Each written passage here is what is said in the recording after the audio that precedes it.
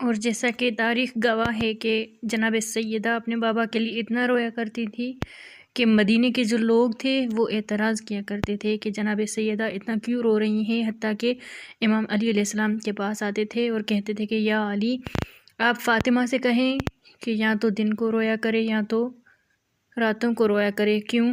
کیونکہ ہماری جو کام و کاج ہیں یا نیند ہے اس میں خلل پیدا ہو رہا ہے۔ دیکھیں کہ یہ غربت ہے مولا علی علیہ السلام کی اور جناب فاطمہ الزہرا کی، کہ امام علی علیہ السلام نے گھر آ کے جناب سیدہ سے کہا، پھر کیا کہا کہ سیدہ آپ کے رونے پہ لوگ اعتراض کر رہے ہیں کیونکہ ان کے آرام میں خلل پیدا ہو رہا ہے۔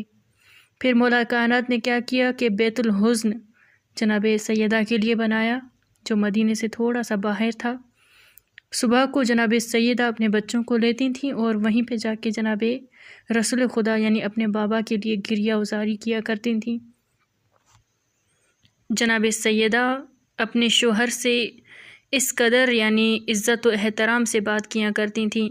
تاریخ گواہ ہے، تاریخ میں بیان ہوا ہے کہ جناب سیدہ اپنے شوہر کا احترام بہت زیادہ کیا کرتی تھیں، حتیٰ کہ جناب امیر المؤمنین کے جو القاب ہیں، جو خوبصورت القاب ہیں، ان القاب سے پکارا کرتی تھیں۔ کبھی یا ابو الحسن کہہ کے پکارتی تھیں، کبھی یا کہہ کے پکارتی تھیں، یعنی اتنا زیادہ احترام کیا کرتی تھیں۔